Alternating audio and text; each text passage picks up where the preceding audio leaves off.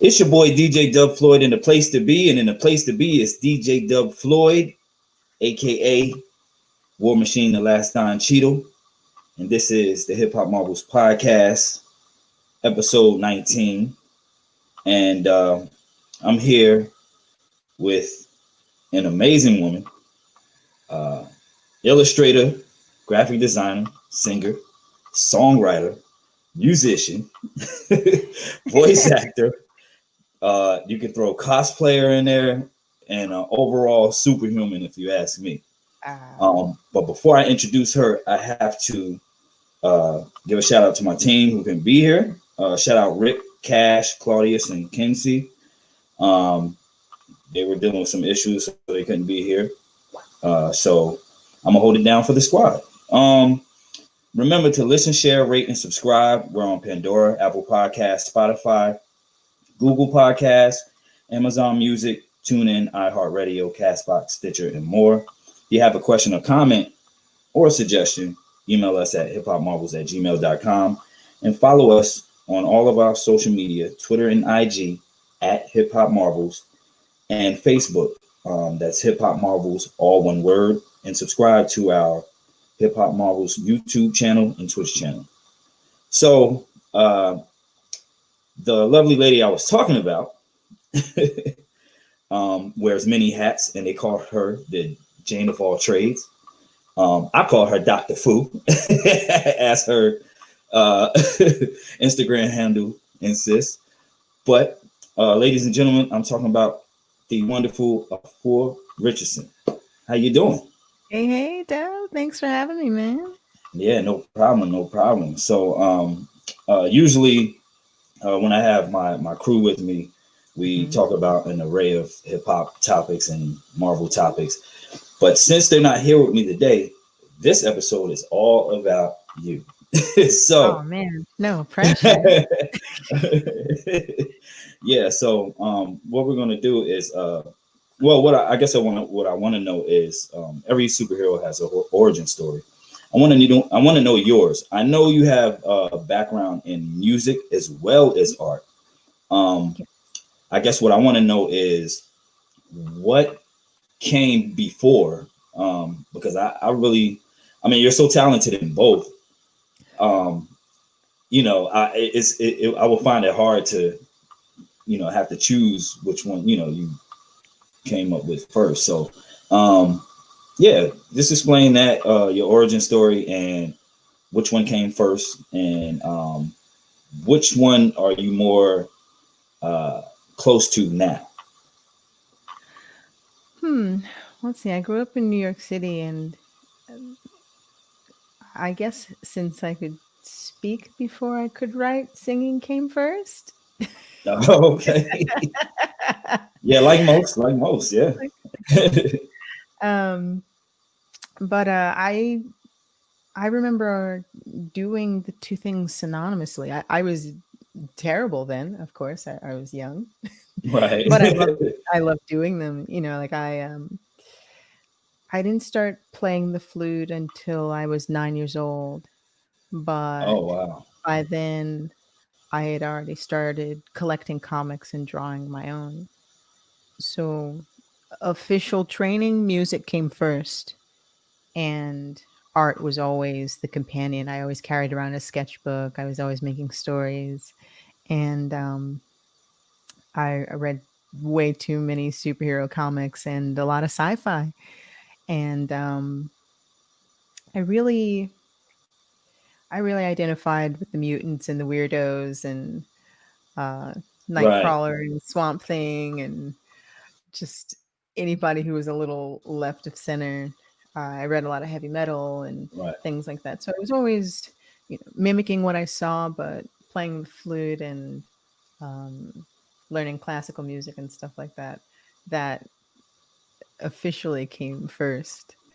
Um, but I really couldn't let the other go. Like I really loved manga. I loved, like I said, superhero comics, and I loved reading sci-fi and things like that. So one always accompanied the other. When I read stories, I had music in mind. When I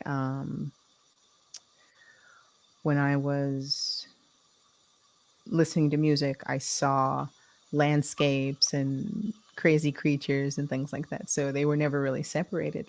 And then in high school, I joined this all female hip hop crew called the Anomalies, and I started beatboxing and I started mimicking Oh, things. I was always mimicking animals, wow. mimicking sounds, and I started mimicking singers until I became one.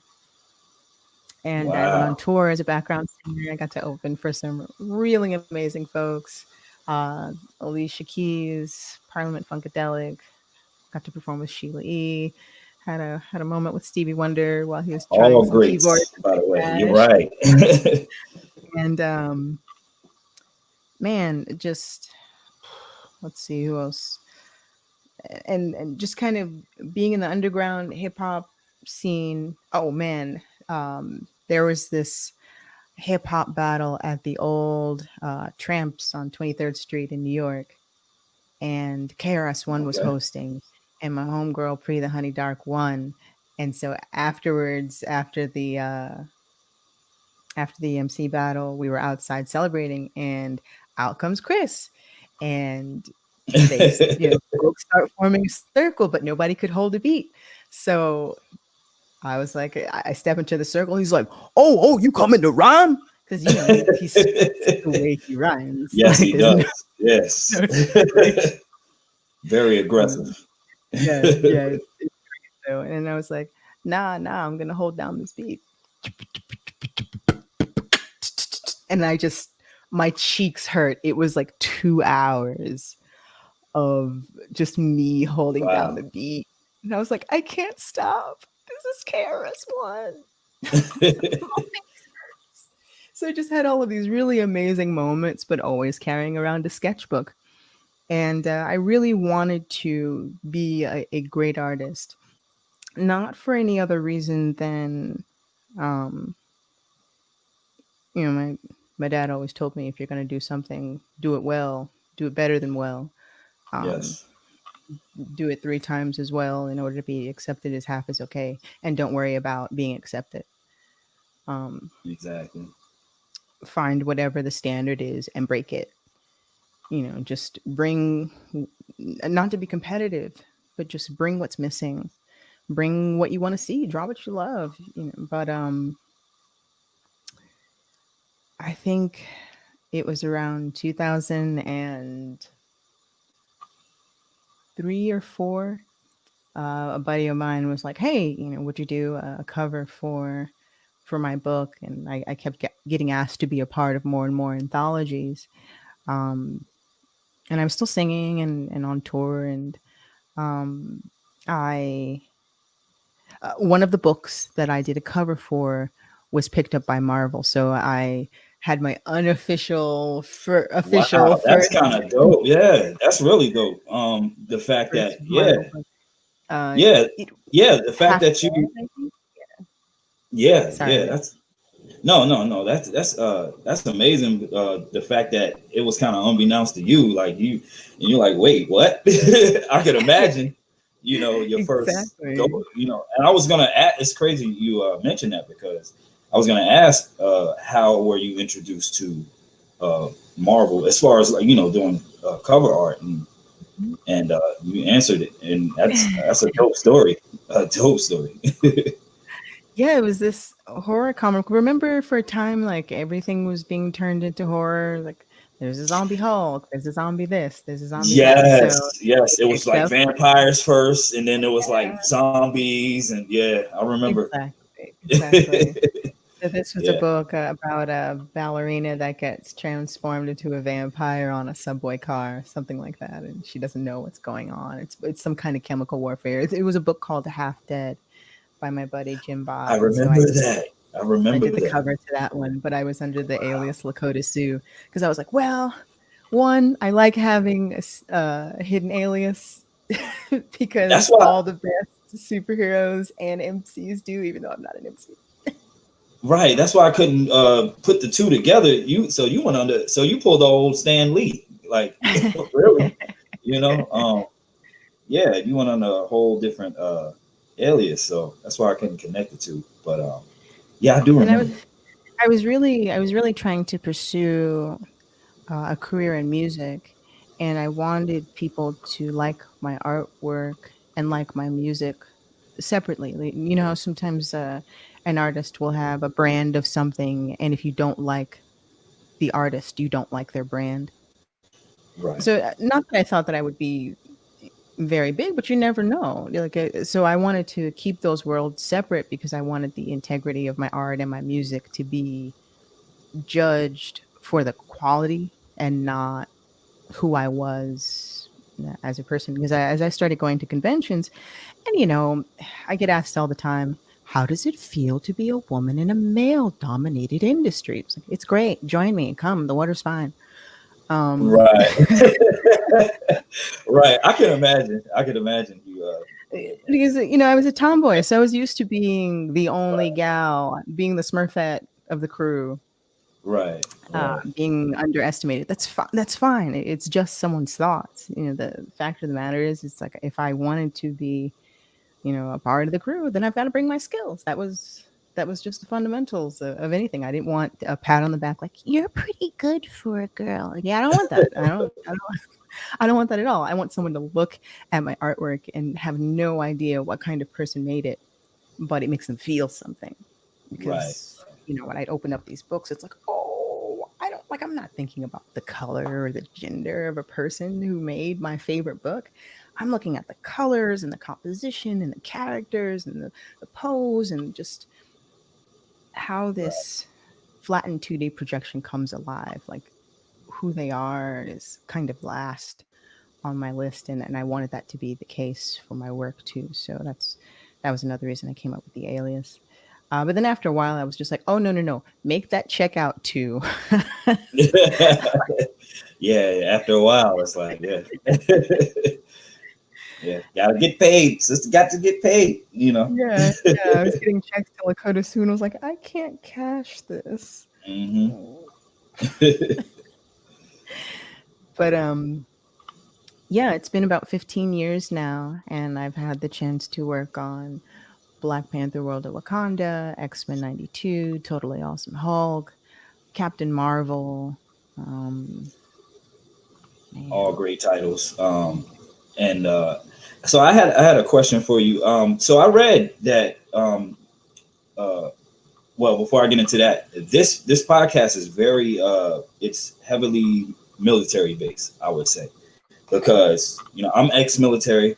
Mhm. My co-host Cash, she's ex-military, Air Force. Right. Uh, and my co-host Rick, he's an Army brat. His dad was served, and he's traveled all around. So I read that your father is a decorated military you know Yes, yes, officer. he is an officer in the Coast Guard, retired. He was leading the Civil Rights Division on Governor's Island for a while when he was stationed there, and he was at Argonne Labs. Uh, he helped develop MRIs and a lot of different things that he eventually kind of got. He didn't have the clearance to continue working on, Right, but right, right. he hopped around, but primarily New York and Connecticut. He was taught physics at West Point, and there's a chance he might be returning. He can't stop working. He's the hardest working man I know, so I get that ethic from him. Hopefully, um, Right. but yeah, yeah, and I think his dedication to service definitely influenced me and my work. Yeah, I was If I gonna was I was gonna ask that. Yeah. if I wasn't if I wasn't helping with something, if I wasn't solving a problem either with my work or even with just my concepts, then I mean, there's nothing wrong with that. Everything doesn't have to be saving the world when you draw, but um, if it's not a practical skill, then you're gonna have to figure out some way to take care of yourself. And so, up until maybe 5 years ago, he was always asking if when I was going to get a real job, because he's a decorated officer who grew up in Mobile and Tuscaloosa, Alabama. Those opportunities were not there for him. And joining the military not only enabled him to continue his work in physics, but gave him stability. Right. And so he didn't want me to suffer or struggle, and he wanted me to have that stability as well. So there are a lot of artists sometimes who will tell me that their parents don't quite understand their artistic ambitions and they worry for them. And I tell them, well, my dad was a sculptor and an oil painter as well as a physicist. And he understood that the two don't have to be separate. Like you can be a person with a practical skill as well as an artist. And as a matter of fact, innovation usually comes in when you are because you're approaching it differently. Right. Right. But he wanted me to seriously do art, but not do art seriously Hmm. because, as a job, because he didn't want me to be a starving artist. And that is a real concern that I think a lot of parents from his generation, or a lot of people from his generation, even today, like they're worried for their kids when they become artists, because where is the path? Where does that lead to, other than a lot of Exactly. debt and an ability to draw some flowers and some, still lifes? Right. Right. So as an artist, um, and as the daughter of a very, very practical man, I Right. I thought to myself, okay, well, if I'm going to be a musician and an artist and all of these different things, I'm going to have to build a presentation. I'm going to have to let people know that I'm here. And so, really early on, I built a website and I had business cards and I had postcards. So, I also learned graphic design as well as illustration. And I'm self taught. Oh, that was enough. It's like you I've get. gene grayed your entire list of questions. I Yes. stuck on Cerebro before we Right. hopped on. I'm trying to It's see if crazy. Cerebro's behind you or something, but but no, I got an MS2 math, but that doesn't that's awesome though. The fact that you are self-taught. Um, I think that's genius. Um, count. It was a lot of trial and error, a lot of tears. oh, I would imagine. I would imagine. I was gonna But say, like, were you subjected to like different locations growing up, like due to your father being in the military, and if so, has it played a part in your artistry? Traveling to different places, getting different influences and different, thankfully, we didn't move around too much because he was stationed at Governor's Island and then Andrews Air Force Base in Maryland. Those were primarily the two locations where where we were. So we didn't have to move around too much, thankfully, and I was able to stay put, because that's build a gift. upon. That's a gift and a curse. Yeah, A yeah, lot of yeah, it's a gift and a definitely. curse for a lot of folks. Um, Absolutely. When I was a teenager, though, unfortunately, um, I wasn't. I was homeless. My mother was a person with a mental illness, and she was very, very violent and had a lot of very dangerous mood swings, and it made it very difficult for us to be at home. And I'm sure there are a lot of people who deal with oh yeah, things like that and can't talk about it, or um, you know, mental illness can't be seen. right, right, So it's hard to identify. Depression's hard to identify. Psychopathy is hard to identify, and they're just mean. They're just ungrateful, or sometimes it's just not dealt with, or you don't know how to deal with, a clinical psychopath or narcissist or someone who is gaslighting you. Um, and so my dad had to leave, and um, I was left with my mother and my half brother and sister, and she just didn't feel like working. She just thought she just didn't care. Just bills, rent, just that can only last for so long. And so I yeah, come home one day, I must have been about 13 or 14, and I see somebody, they've got my Excalibur comic, or they have the same one that I've got, and I was like, oh, that's cool. I was reading that. Wait, is that Spawn #1 in their hands too? Oh, that's so cool. They're a comic fan. I had no idea. And then I see somebody walking by and they have the same sweatshirt, and I'm like, wow, that's a lot of coincidences for one. Right. And I look around the corner and there's all our stuff on the street. And my mother was nowhere to be found. And I don't think I found her for maybe 2 years or so. And so Wow. it was difficult. But I had my flute and my sketchbook in my book bag. Maybe I was just too young to really understand what kind of trouble I was actually in. But You had those things to escape, and that's what, as a child, I used those things to escape the harsh realities, of what I was yeah. going. And And it also kind of re-identifies you too. I'm like, yeah, speaking of KRS-One, he was homeless and the Hare Krishnas took him in. There are a lot of people who experience really hard times, but because they have a craft and something they can pour their emotions into, they are not their circumstances. They are what they make. They are right. what they repeat. Yeah. So for me, I was a musician. I was an artist. I wasn't a very good one, but I was willing to put in those repetitions until I was. I'm like, okay, we don't start off being an Olympian, but one relay race at a time. It's cool. It's cool. Exactly. Exactly. So, Black Panther, World of Wakanda. I heard you mention that earlier. Great stuff. Thank you. Thank you. um, so, it was such a pivotal series. Coming off of Black Panther, A Nation Under Our Feet, Mhm.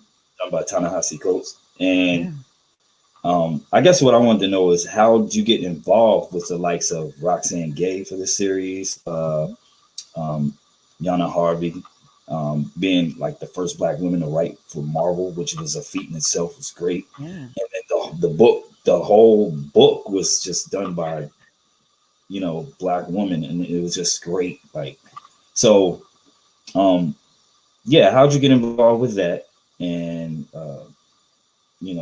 what was the process like? As far as creating these covers, and then because I believe you did some art inside for like the first Mhm. issue. I did. Okay, Yeah. okay, so yeah, yeah. How was that process? It was pretty neat because I was actually doing a variant cover for Brian Stelfree's and Ta-Nehisi's book. And after I turned it in, because first I was super excited. Like Brian Stelfreeze is one of the people who, when I was, you know, Right, a band nerd clutching my sketchbook, like, I don't really know if I want to share my artwork with anybody. right, He was just like, no, Afua, you're actually really good. You just need to finish things. Why don't you try this? Study perspective, study from life, figure drawing. Very and very encouraging, but also very precise. It's a very precise teacher. If you have the opportunity to listen to Brian Stelfreeze teach while he's drawing, oh wow, gems, just all the gems. Like right, he's an amazing teacher. Like all the time, like we refer to him as the Yoda of comics because he just wow, pares it down to something that you can understand the concept of and then start to internalize. So the fact that I was going to be doing a cover for his book, I was like, okay. right, No pressure.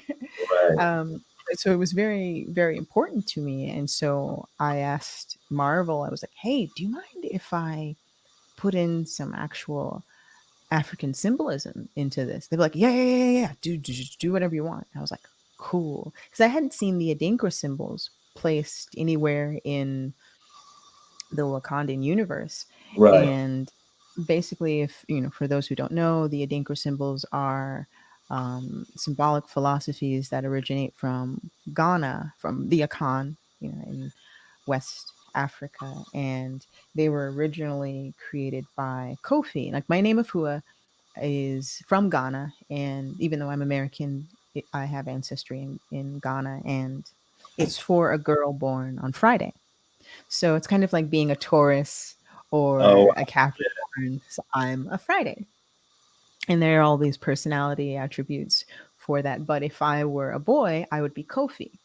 So King Kofi, who was king of a particular region in Ghana, made something called a king's chair, a king seat.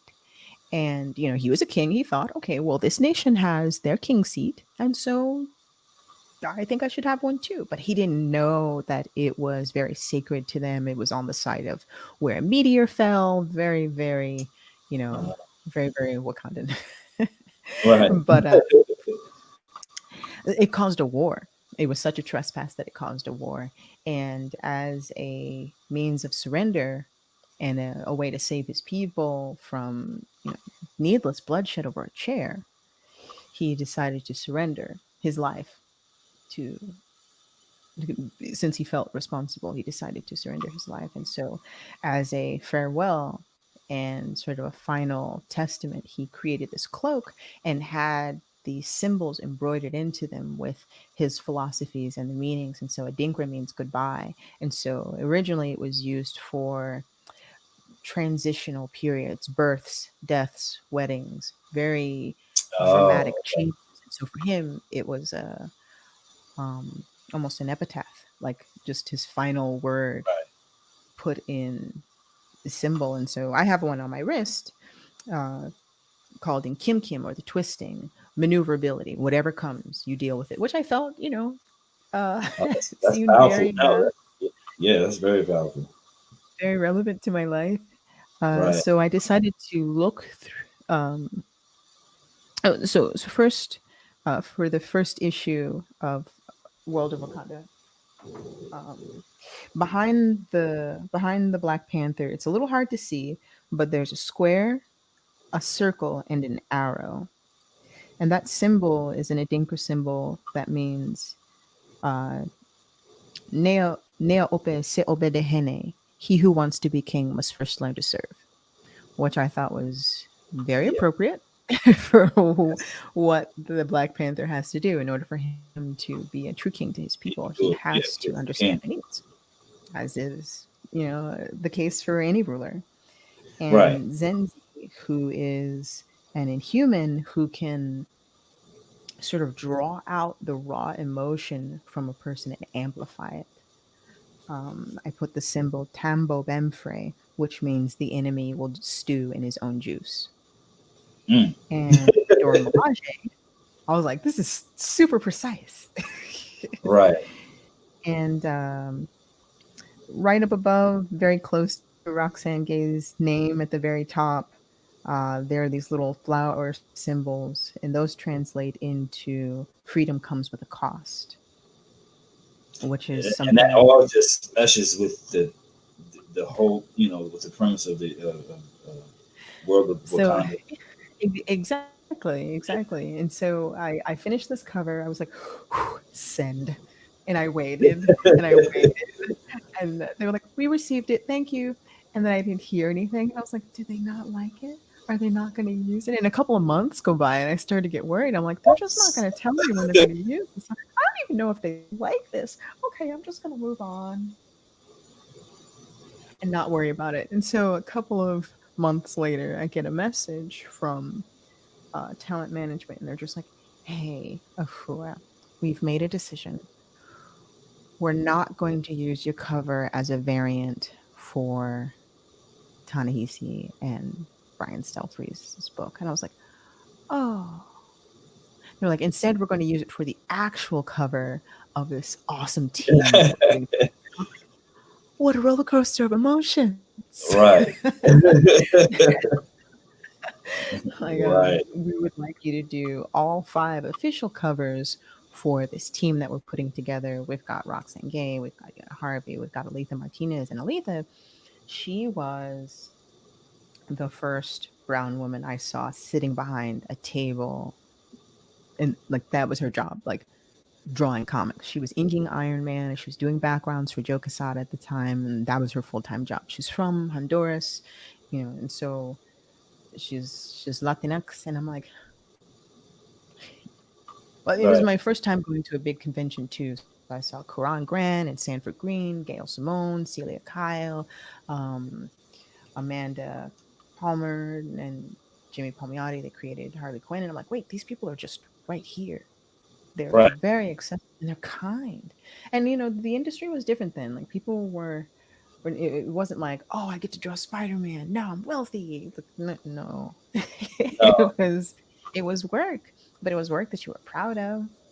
You Right. could at the end of the day, yeah, you could pay your bills kind of, but you drew something that you love. You made something that, you know, you were absolutely proud of it. And I'm like, man, I would love to be able to do this and hear people who look like me who are doing it. And not that I necessarily needed someone to look like me in order for me to think I had a place somewhere, but because I didn't go to school, I didn't know if I didn't know how to put together a comic book page. I just knew I Right. loved covers and I loved design, and I came from that world and making flyers and stickers and sticker bombing. It wasn't me. And putting things up and like making flyers for events. The better your event looked for like the proams or a battle or whatever it was, the more likely someone was going to come to your event. Right. And so I carried that over into comic books. And I think in 2006, maybe, I went to San Diego Comic Con and I met, uh, oh my goodness, Mark Silvestri from Top Cow, who's Top one of the cow. founding Image. members Yes. of Yes. Image Comics. And I was like, oh, wow, okay. Uh, don't freak out. Hi, I am a big appreciator of your work. Can I buy something? Would you sign it? Oh my god, you're better. And instead of like plopping a big portfolio on his desk, um, I have a big postcard with my best work on it and a way to contact me. And I was like, I know you see the best artist in the world, but if you are looking for somebody pricks a hand, I don't know, just Right. here. And so I handed him my postcard, and it actually had the Half Dead cover on it from that Marvel book, and he recognized it. That's right. That's kind And of right up his alley, isn't it? Yeah. I would think. I would think so. That's kind of ah, I hope yeah. so. Well, apparently it was, 'cause 6 months later, I got asked to work on my first cover to cover book, Genius, with Top Cow. So now that I am doing my first creator own, Oh that I yes, we just will launched get to a that. We Kickstarter definitely for, will get to I'm going that. back to Image. So I'm going back to where I started, which Yes. is amazing. I'm super excited that they are picking this up. Yes. Yes. We will definitely get to that. I want to discuss. Um, you took part in the hip hop variants for Marvel when they Yes. roll out. You did a super dope X-Men '92 cover. Thank Um, you. variation of Souls of Mischief '93 till Infinity. Dope. Um, Thank you. I'm like, where are the T's at? I need, I need the T. I need it. um, but yeah, and I mean, to me, your style is very soulful, um, Thank you. and hip hop at times as well. I Do really you? loved graffiti. I That's just what that's what I was gonna say. Is that purposefully, or is it just natural, your natural way of just creating? I mean, Because it's very, I was hip hop. definitely influenced. Go ahead. I'm sorry. No, I was saying it's very hip hopish, like and soulful. I mean, I would say soulful first, but like hip hop, there's some elements of hip hop. I can tell you may have been influenced or still are influenced by graffiti, and Oh, definitely. so, Definitely. It was something that I was surrounded by, and I had a black book, um, and I had a bunch of really dope graffiti artists create pieces in my book. I think I still have them somewhere. Oh wow. But from like the really early 90s, 91, 92.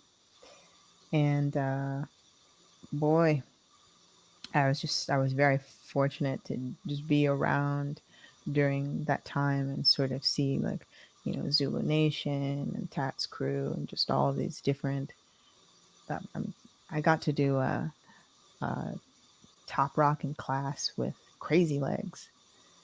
Oh wow. My son toasted me. He was like 6 years old, but I was like, I don't care. Right.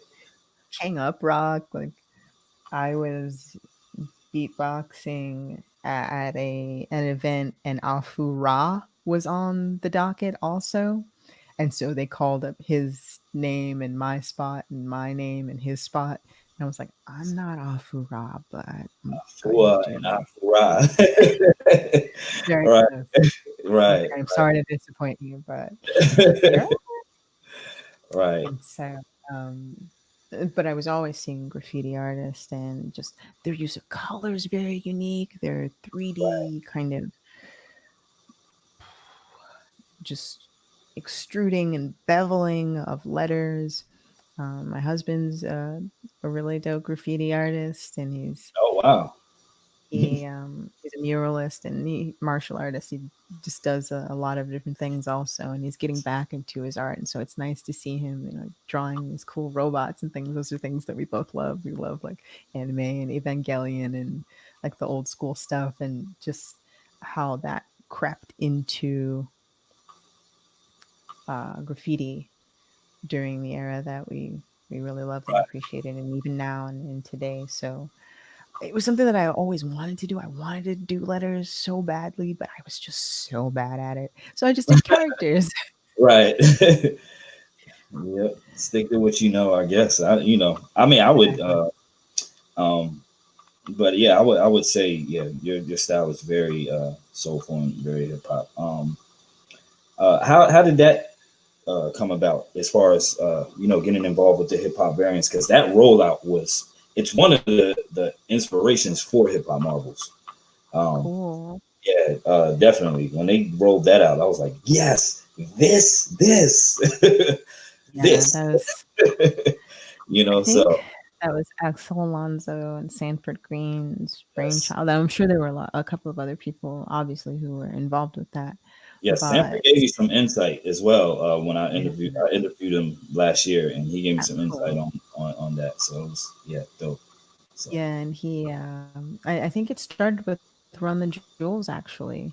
They did that Run the Jewels, exactly. Guardians of the Galaxy crossover. At least that's what Axel Alonso told me. And they had no idea there would be such a huge What? appreciation for it. I mean, you don't quite know when you're making things what will and what won't stick, Right, until you right, put it out there. And that just had an overwhelming response. So they're like, okay, well, I love hip hop. And we have right. all of these characters, so what can we do? It was And kind of a so cheat sheet. It was kind of a cheat sheet for me because I couldn't tell. I knew, listen, being a avid hip hop listener and loving the culture of hip hop. I didn't know exactly who you know who was into Marvel, in as far as it being in the hip hop world. So it was kind of a cheat sheet because when these covers rolled out and the actual MCs actually they kind of gave their feedback. It's like, yes, I love Marvel, and I'm like, gotcha. And then another one, gotcha. So it right, was kind of like a cheat sheet for me. right, that oh man, that Nas Miles cover was beautiful. Beautiful, yeah, Was beautiful. that Ari Granov? Um, I can't think of off the top of my I think head, I but think it was, because I think he is the same artist who worked on Blade back in the day. I think he was working on that was a beautiful piece. There were a lot of beautiful so pieces, many. I and think Karan Grant did that Wolverine uh, X-23 cover. yes, Oh. Yes. Oh, you talking about the not the mock-up of the DMX? You talking about the DMX mock-up cover, or who did I that? think that was, yeah, I think that was Yeah, the DMX one. yes, the Flesh of My Flesh album, I believe. Yes, Yeah. yes, Oh, man. that was sick. Yeah, yeah. Killer, So killer. That so how Raekwon did you get involved with that? energy. That was nice. That was nice. I appreciate that. And that miseducation of Lauryn Hill or Kamala Khan, that was. That was nice. They had a nice Missy Elliott one too. I'm Oh, trying to remember really? off the top of my head the Super Duper Fly. Let me now I gotta look it up. That one was that was sick. That was pretty sick as well. Um, They but were yeah, really hard to collect. I wanted all of them. yes. Oh, the holy grail of them all that I wanted, and I finally got it. Oh, Was the Black Panther, the Black album Jay-Z mock up with oh, T'Challa, on the cover. He's lifting his mask up like Jay-Z is holding the brim of his hat. Oh my, yeah, that yeah. was sick. Yeah, I looked everywhere for that and I couldn't find it. Then finally, Yeah, my local comic shop got it in, and I said, I want it now. Like, give it to yeah. me. So, That's Brian yeah. Stelfreeze. Yes. Yes. Killer, killer, Yes. killer. So yeah, how'd you get involved with that? And because your cover is awesome as well. I mean, I love that album, of course, Soldier Mystic, and um, I That think was it was a dope play on like X-Men 92 and 93 till infinity. So yeah, how'd that come seriously. about? I actually got recommended by Sanford. Much love to him, man. Like I was Shout out just Stanford so. Green. Mhm.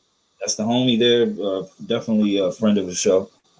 Definitely. He hooked that up. That was really cool. And he knew that he knew my history with my hip hop crew, the anomalies.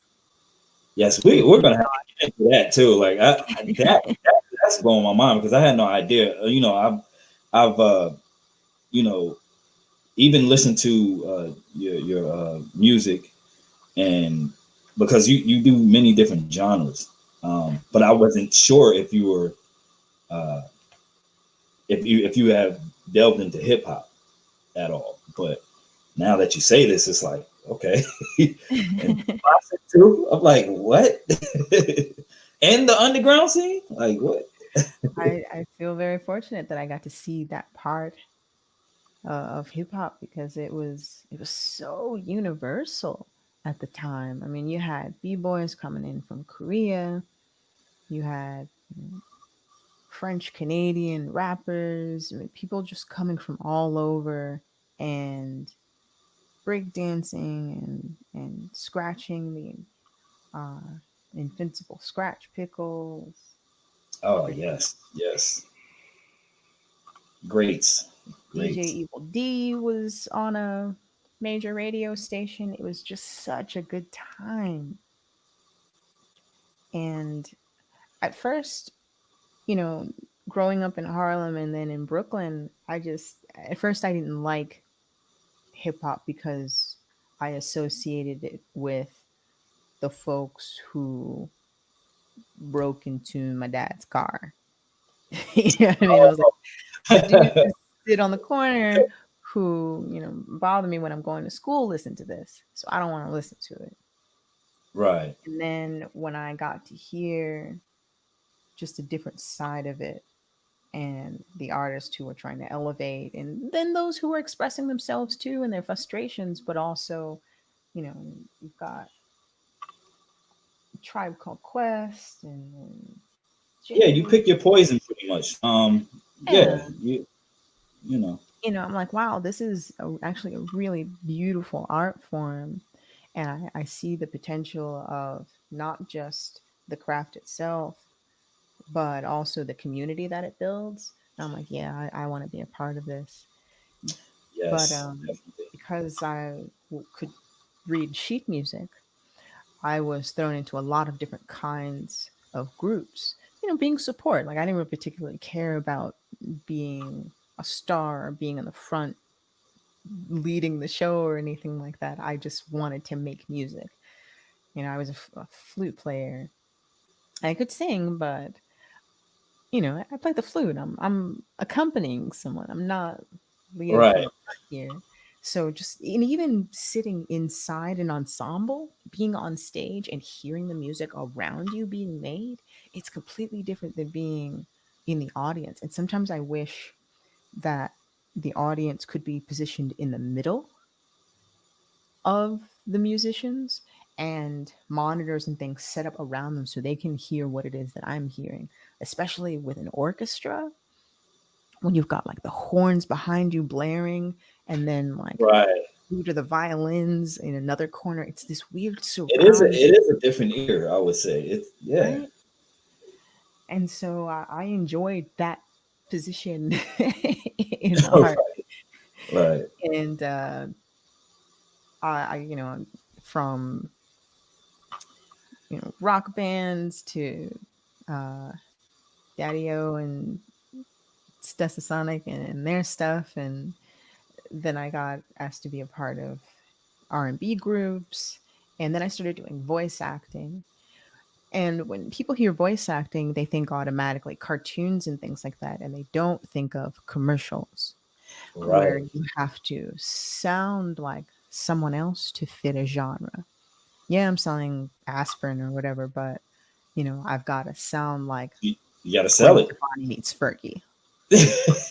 you know, I've got to sound like Natalie Imbruglia or something. I've got to sound Right. like not myself. I've got to sound like a West Indian man. I've got to sound like all of these different things in order to be considered for the part.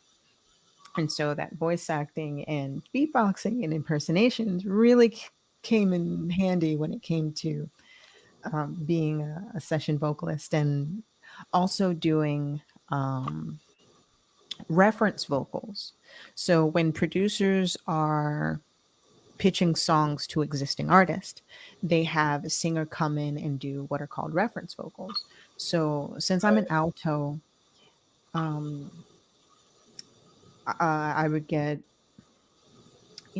TLC or Lauren Hill or Sade, or which are great people to be compared to, but I would get asked to sing songs for them so they can consider singing it for themselves. So I did reference vocals for a producer who was sending some stuff to Alicia Keys so she would consider it, hearing someone who was in her range. Now her range is like way, way, way, way, way, way. But, you know, um, Right. she's actually, much more polished and an incredible piano player and performer. She's very warm, like a just as a person, but also a Yes. vocalist. Very, very Vocally, warm yeah. voice. Very warm. And so I'd had to change my voice around in order to fit something that she would consider. And so that was something that I did quite a bit until I found my own voice. But by then I'd done so many genres, I'm like, well, I don't want to pick one. I want to do all of them. Yeah, that's what I was gonna ask next. Like, is there any particular one that you um they don't call you the Jane of all trades for nothing. Like you just like, I like this, I like that, I like that. I'm gonna do it all. I don't care. I Like, do like it because it's a part of me. It's like, yeah, I listen to Stevie Wonder, but I also listen to Scott Weiland. It's so like, why not? Right. yeah, Yeah. like if I can make it, why not? Why section myself off because this is black music or this is what black people listen to only? That's not true. Look at Right. Jimi Hendrix. Look at Exactly. Sam Cooke. Look at all these artists. Prince.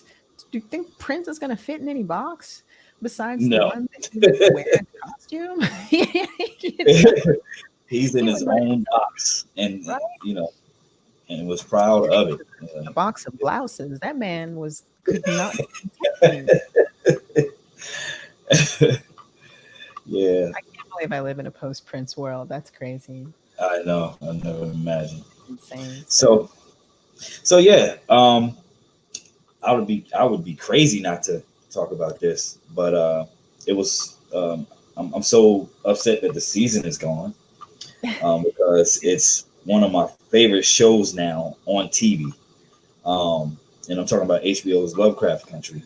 Oh, yes. And yes, so this show has everything that satisfies my geek It's And the in this show, kitchen sink's in there too. and the kitchen sink is in there. So I was, you can imagine my surprise when I found out that, you were involved with the illustration and art on the show. And it's crazy because that was some of the first things I pointed out. I'm like, look, Dee created a comic book, and she created a superhero, and to know that you were behind this amazing art it's so dope. So you have to walk me through, first of all, how you get involved, what was illustrating for this hit show like. um, did you happen to interact with any of the actresses, playing these characters, Renthia Blue and Dee and Hippolyta? And so, yeah, please. Well, Misha Green, who's the executive producer, and JP Jones, who is the prop master. And for anyone who doesn't know, a prop master is someone who makes everything that the actors touch that isn't wardrobe. So that's a lot. Yeah. And so I worked directly under JP and then interacted with Misha Green primarily, uh, with those two. And they were searching for a black woman who could draw for Diana Freeman, aka D, on Lovecraft Hmm. Country. Interesting. And so they said it was actually pretty difficult to find. Uh, I guess there are not a lot of black women who draw comics, comic book comics. There are a lot of black women who are artists. So I just want to specify that there are a lot of, Definitely. like, Yeah. they draw a lot of anime, they draw a lot of fine art, they do a lot of paintings. Sometimes it's very African art, but some of it's very cartoony, very like American cartoony.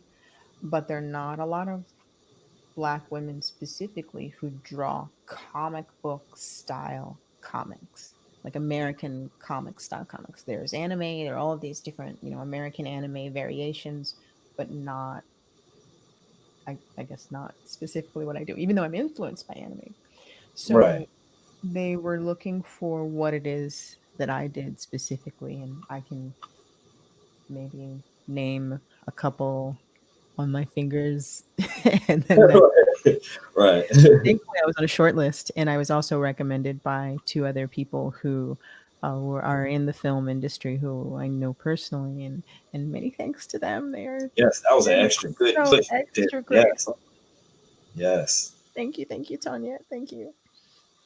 And so since my name came up twice, they said, "Hey, are you available? We want you to be a part of this." I think they hit me up on Instagram first.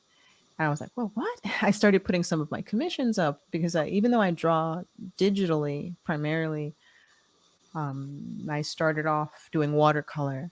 And um, I was actually told by someone that watercolor, you can't do comics in watercolor. So I wanted to apply the things that I did traditionally digitally. And I think that might have something to do with why my style looks a little different than everyone else's. I also do my finals in Adobe Illustrator.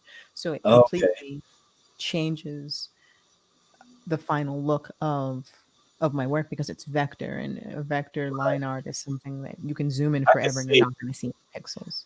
I can see why they would say that, but they're wrong. I Yeah, can it's see. one of those Yeah. old school guys who Right. I can who see have. why. I can see why, but yeah, they're totally wrong. Then you got people like David Mack and Alex Ross who are just like Yeah. Yeah. watercolor masters, so Right. there that goes. But uh, I so once I was recommended, it was just full speed ahead from about June of last year until December. It was very, very high speed. I only got pieces of the script, so I got no spoilers. Only what I needed to Wow. know. It was very sectioned off, and we first started doing the atlas drawings. So George Freeman, or Uncle George, has an atlas or a map, and he is composing this Green Book, this Safe Negro travel guide based on the Green Book, which was an actual book for Black motorists, Definitely. knowing where they could go in the United States from the late 40s to early 50s as Black middle class population started to grow and they no longer wanted to ride the bus. They needed to know where they could go. And so a lot of historical references were used in Lovecraft Country, and that was one of them. And so George had this map, and Dee, who's very imaginative, played by Jada Harris, she would listen to what he was saying about a particular area and read over his notes. And as he was describing a place that was safe, she would draw a castle or a friendly inn or an elf or someone who was a friendly barkeep. And if they were not so friendly or dangerous or just the whole area was monstrous, she would draw a dragon or a dark knight or a ghost clansman or something. So she would reimagine the people who she heard about as monsters, just as she reimagined her parents as superheroes. So in the first episode, Right. you see Panther Man sitting around. She has imagined her father as a superhero going into the deep, dark, unknown jungles and then bringing back information to save his people. And then knowing that her mother wants to go out and explore with her husband, but she's also fascinated with the stars. She made her mother a space explorer. So I helped design Orithia's hair, and they were sort of like a back and forth with the concept designer and getting the costume, and then my adding my finishing touches to it, and deciding between a big blue afro or like a little curly bob or whatever it was, and actually giving her blue hair. I was like, let's give her blue hair. Why not? And they went for it. It was great. So I can say I designed Orithia's that's hair, that's which was pretty neat. And then to have the shout out in the season finale, like when I saw that, I just knew like I wasn't nowhere in your presence, but I knew you either jumped up in the air or did a cartwheel or something. But when I seen that, oh man, like did you have any idea that was coming? Or you I didn't have did, any but I didn't understand. Like I couldn't wrap my mind like around. when and where and how, right? Yeah. Yeah, I didn't know when it was coming. I didn't quite know how it was coming. Actually, the comic, The Interplanetary Adventures of Erythia Blue and Asteri, that comic at the end was supposed to be a full comic, but I we didn't was have enough wondering time. that. I mean, I was supposed to be a character in the comic. It was supposed to catalog all her adventures. So where she's gone, visiting that planet with the aliens, fighting in the war. I had thumbnailed all of those pages out, So and then I realized I had one day to do it, and I was like, oh, so what? everything we missed in the show, like that time period where like I mean, because we've seen some of her adventures, so it's Hmm. supposed to chronicle that. We need that. Come on. Like we need that. We And one of need those that. was supposed to be, she's, Flash, and she's in an elevator, and the elevator opens, and she's in this cool Ghost in the Shell looking loft, and there I am in a chair handing her a Wacom pen, saying, "You ready? You ready Oh to be wow. the author of your own fate?" And so, um, when JP and Misha decided to write me into the script, JP told me about it, and I was like, Huh? "What?" Like, "No, you're gonna That be would in the have been book." And I was like, "What are you talking about?" yes. What? They're just like, they're gonna they're gonna mention you. And I'm like, I don't, huh? Yeah. Why? Like, I know. because I Yeah. didn't know the scene, I had no context. And so I was like, Right. they're gonna cut that out. So many scenes get cut. I don't know. I don't This isn't real. And then a year later, they send me the clip of it, and the tears just start falling. I was like, Right. what? I was standing in this room, like looking at my screen, like, ah! I just started running around in a circle. The ultimate shot. Yeah. That doesn't happen. You know, that never happens. I mean, it happened, but that never happens. So many times you'll work on something and people will never know until you blare it out on the internet, like, yes, I did this. Right. Like, really? And then half the time, like, no one ever knows. But the fact that they decided to have me involved with this, and then I had the opportunity to teach Jada Harris directly. We had a couple of hours where we would, I would show her how I would draw Topsy and Bopsy. I did the comics for her, the hand-drawn comics, the atlas drawings, and all the Oh, charcoal sketches when she couldn't speak about Topsy and Bopsy and she needed to tell someone what happened. I did those as well. charcoal.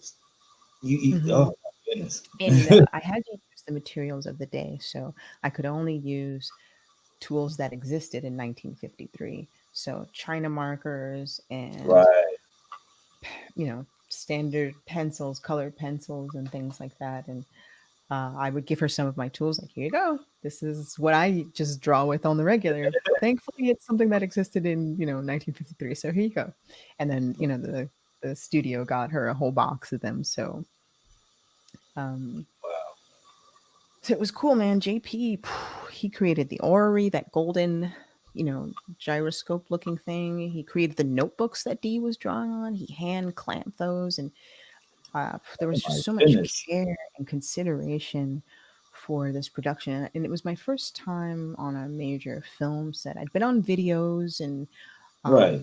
live productions and things like that, but never on a film scale of this size. This had a Game of Thrones budget. Yeah, I can tell. Like it's great. It's a great show.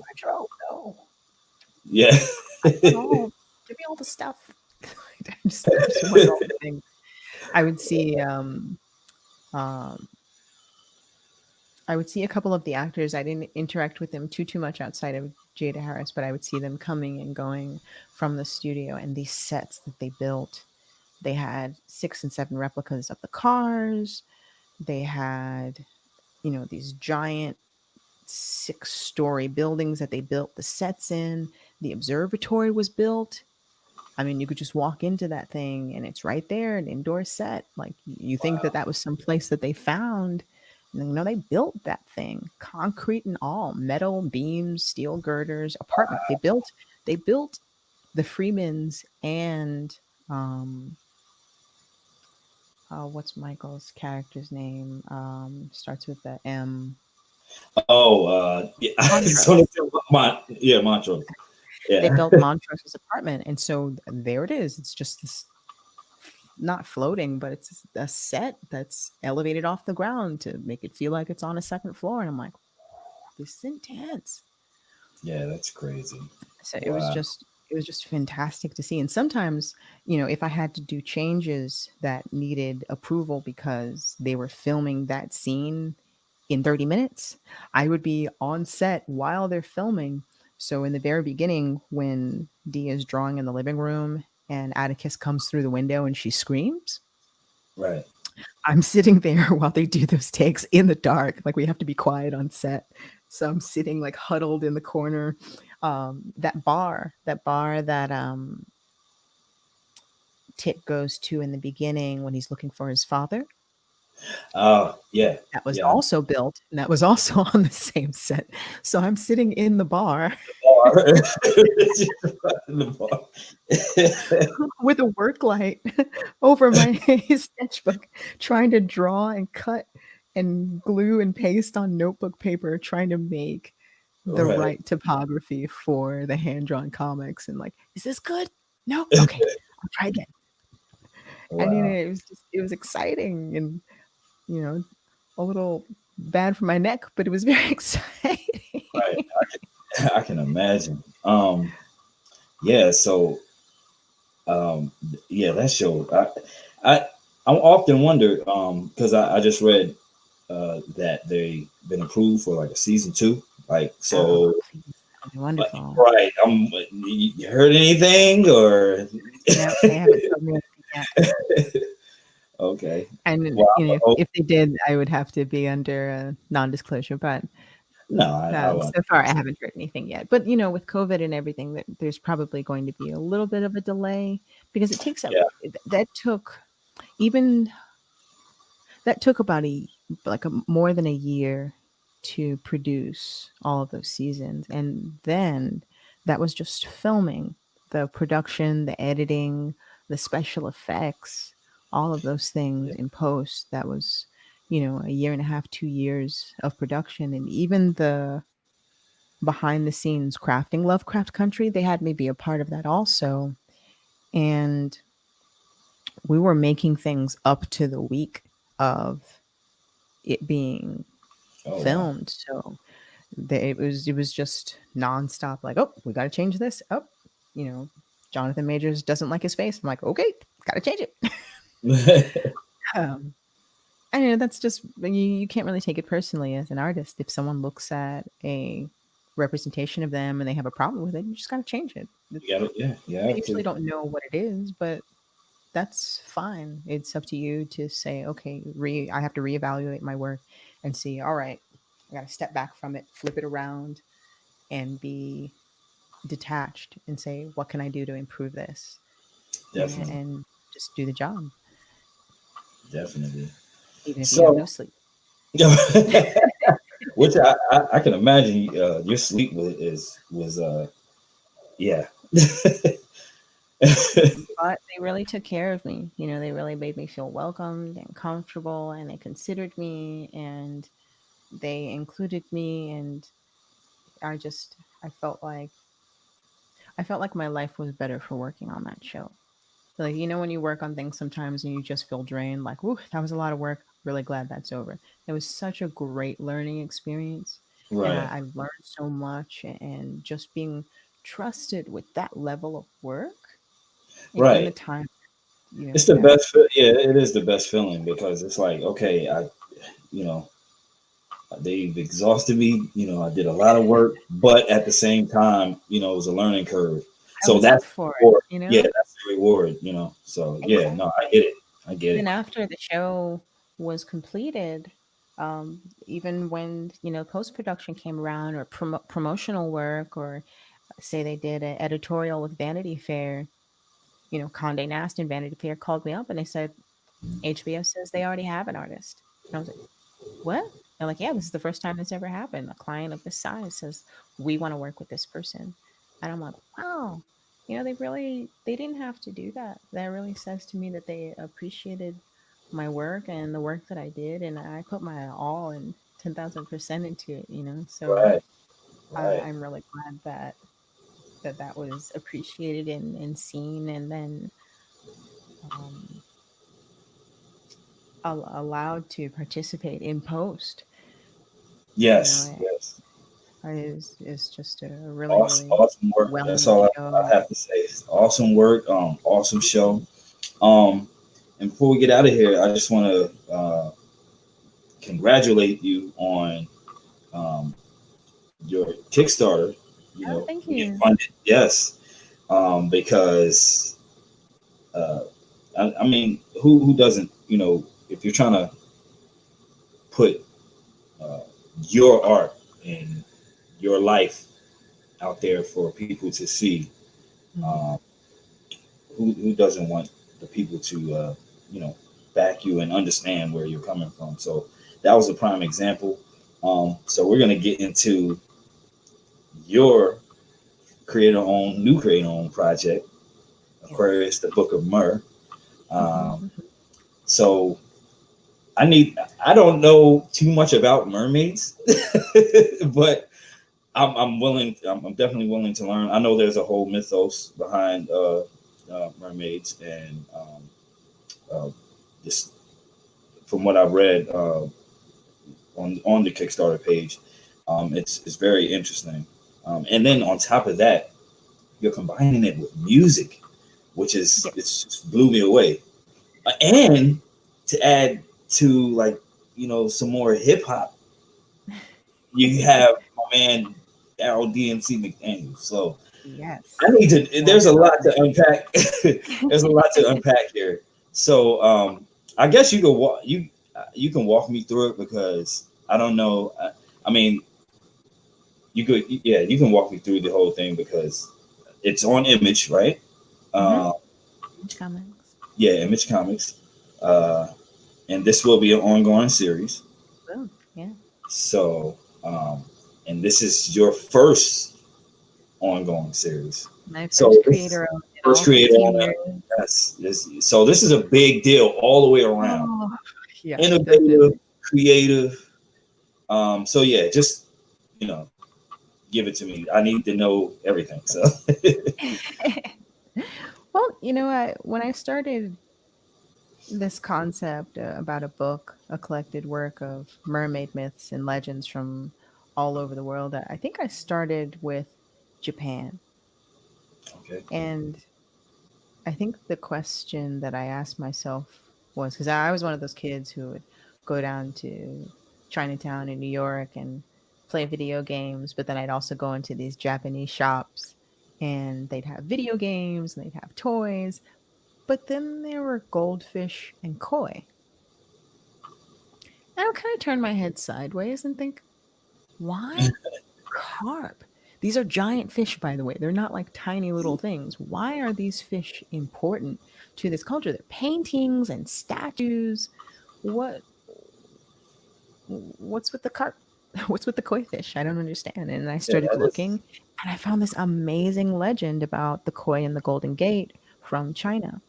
And apparently Confucius had given the emperor the gift of a koi and he brought him this story as well about a school of koi that were swimming in a stream and overhead flies a dragon and they are just enamored with this beast and they thought, oh my gosh, we've never seen anything like this before. And the dragon looks down and says, I used to be a koi fish. And they thought, how did you become a dragon? And the dragon says to them, well, I had to hop the Golden Gate. And once I did, I was transformed into what you see today. And so all the koi are like, oh, yeah, yeah, we're definitely doing this. I totally want to be a dragon. And they all start swimming towards the Golden Gate, which is at the top of a waterfall in the Yellow River. And by the time they actually reach it, there's only one fish remaining. And so he starts to hop and trying to swim up a waterfall to this pagoda that's at the top called the Golden Gate. And it's very difficult if you've ever tried to hop up a waterfall. Not exactly the easiest thing, even for a person with arms and legs. And so all of the deities and gods and demons are perplexed at what this strange carp is doing. And so they come down and start enjoying the show. And of course, the demons want to play their jokes. And so they make the waterfall 100 feet taller and they make the rocks more jagged so it cuts into the poor little carp's flesh. And then one deity takes pity on the carp because he's been hopping up and down this thing for 100 years and he still hasn't transformed. And so she strikes him down and he dies. And as soon as he touches the water, he flies up the waterfall and hops over the Golden Gate. And so I realized, in reading further, that it was a story about perseverance and that if you want to transform, you have to sort of die to your past. You have to not discard who you are at your core, but leave the things behind you that don't serve you anymore. And in this Koi's case, it was his former life, and that if he wanted to transform into the person that he wanted, he had to leave behind his previous form. And so for me, as an artist and a person who just gone through so many things that I carried with me, I thought, you know, wow, this feels strangely relevant. And if I want to move forward, I'm going to have to dump some of this cargo, these things that I have allowed to become my story, the things that have happened to me and the things that made me feel like I wasn't worthy, or I wasn't deserving, or I wasn't good enough. That doesn't mean I shouldn't push and I shouldn't improve, but I let the circumstances that weighed me down continue to anchor me. And I had to let that stay in the water and start the journey to becoming the dragon that hops the golden gate. And in Chinese culture, when you do something very difficult or you pass an entrance exam, they say you've hopped the golden gate. Oh, that makes And sense. A lot of sense. so I thought, whoa, I just wanted to know why they collected fish. I had no idea it was this serious. So you got deep, and all I asked was, yeah. Right. And I was like, what else is there?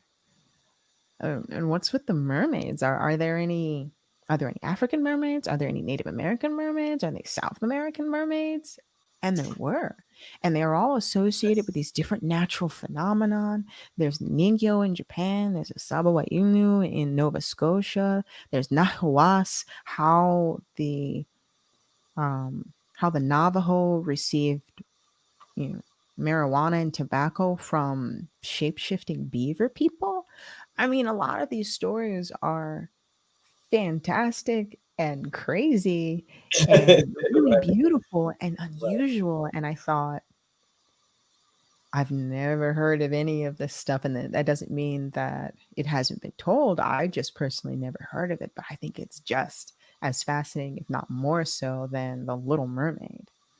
Like, Right. there's even a journal entry by the barbarian Columbus, in his travels and exploits in the Caribbean, where him and his generals are saying, oh yeah, we saw these mermaids. And more than likely he saw a manatee, which just kind of looked like a thick girl. And Right. they had some, hefty Italian women that could have been confused for a manatee. You never know. The manatee had some curves.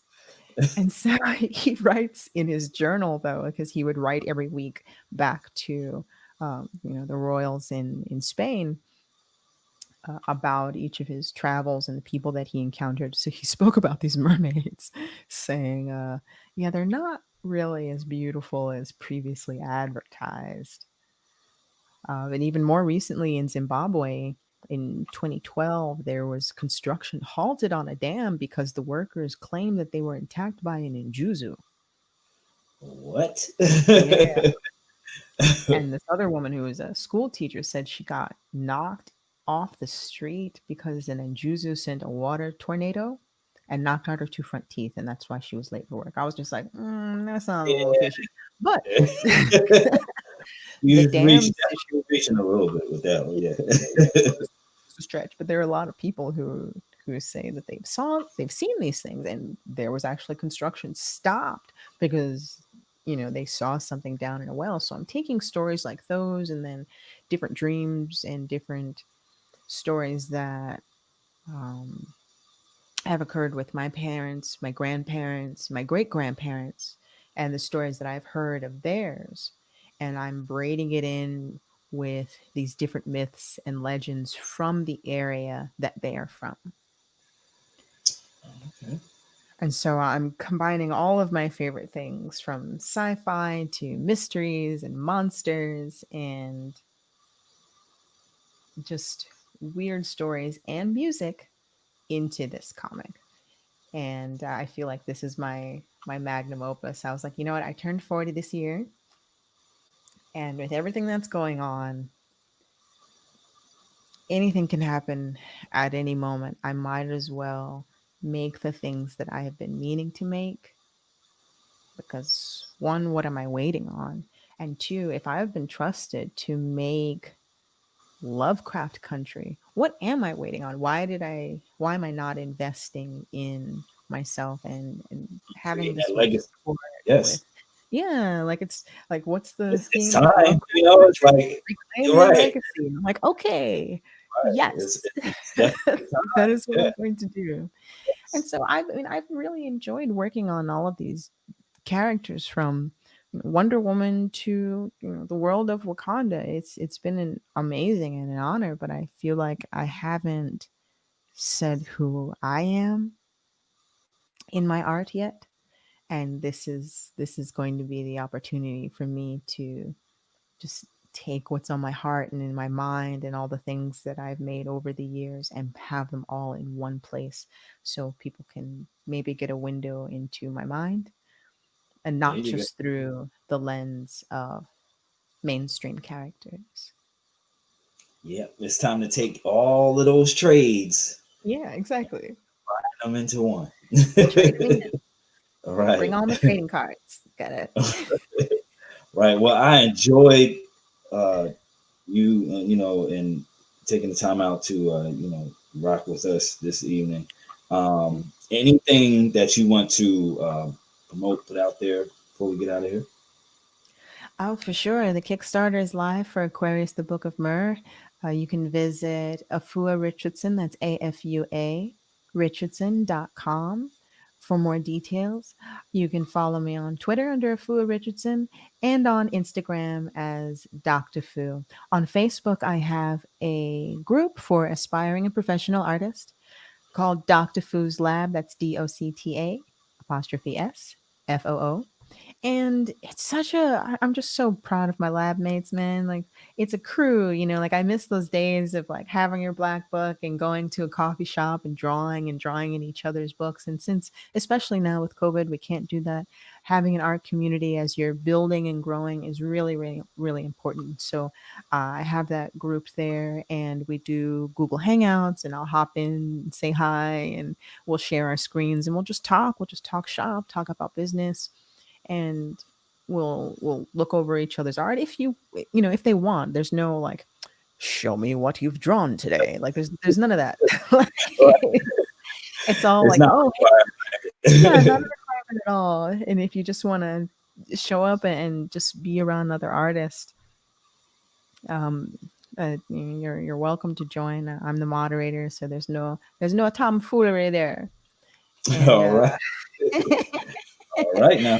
yeah, no, it's a really great place. And so yeah, say hi, wave hello, and there's still time, even though we're fully funded on our Kickstarter. Aquarius, the Book of Mer has some Kickstarter exclusives with David Mack doing an exclusive variant. Um, we've just unlocked some overflow goals, so you'll get some extra stuff with your physical pledges.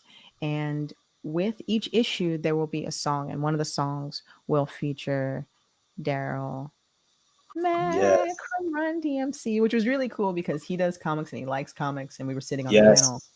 and he found out that I sing and he's like, sing a song. And the song, I was like, well, I wrote this one and I sang it. And he's like, we're doing this song. I was like, what? He's like, yeah, let's do this song together. I think we need it right now. It reminds me of Queen's "We Will Rock You," but also it sounds medicinal, and Oh I wow. want to be a I part of can't that. I wait was to like, hear whoa, it. It's crazy how you guys is how you got it's like it came full circle and you guys' story are sort of similar. Um I don't know if you remember, hmm but I briefly met you guys 2 years, no, 2017, here in Not North Comic Con. Carolina. I was in North Carolina. North Carolina, at the North Carolina Comic Con in Raleigh at the Raleigh Uh huh. Convention Center, Oh, and he was and sitting across from me. you guys had the Black Heroes Matter panel. Yeah, that was a really crazy Right. panel. That was a So good one. brief. I was there. So that was real brief, and yeah, it's just crazy to see how even with him and what he's doing with DMC Makes Comics Yeah. and everything. Like it's just because there was a time where he I know he mentioned that there was a time that he was people were trying to discourage him, like Yeah. you're not gonna be able to do this, and I love to see stories like that, like Oh yeah. people The people will have their doubts. overcoming. Yes, yeah, I love to see stories about people overcoming negativity and being told you can't do something Oh and yeah. overcoming that and actually doing it, So And I have plenty of doubts. I critique my work all the time. I always want it to be better, and in my mind, it's not there yet. And I think that's actually true of a lot of artists. There's always slight disdain for their work, but it always pushes them to improve because the capability of their hands is just a little below the vision in their mind. So they're constantly like reinventing themselves and refining a technique. right, But um, I think that this year and working on all these really, really incredible projects and seeing all the hands that came together to make Lovecraft Country and then being trusted with that, I thought now's the time. Now's a good time for me to do something on my own. And I've got a really great team of folks. There's Mike Smith, who's worked with Remy Zero, and Paul Ritchie. I mean, the list of folks that they've worked with is Donkey Kong. It's like it's crazy. I'm right, like, you guys gonna work with me? That's right, nuts. That's such a and Daryl too. Like just right, hearing one song and then saying like, all right, I wanna work on this. I'm like, oh, I've got to what? assemble my okay. I gotta do Right. it now. There's no there's no going backwards. So I set a deadline, May 2021. That's when the first issue of the Book of Mer is coming out. And I will I'm gonna definitely. put my foot in this, y'all. I'm gonna put everything I got into Right. the show and then make myself more so I can put that in there too. Well, I would definitely be looking out for that come May. I'm definitely going to be promoting, so anything that you have coming up, feel free to holler at us. And Thank you. yes, Maybe we'll do a live show or like a live performance. hey, you hip hop Marvelites, you hear that? You heard it. Thank you. I want to thank you again for rocking with us, and And be sure to stay in touch. And I will. Thank you so much for having me, thank man. It's been no, a lot of fun chatting with you. Sorry if I've just been no, definitely not. No, I want people to come on this platform and give their story. They hear enough of my talking as it is. So. But I thank you. Thank you. All right. And thanks for everybody listening in.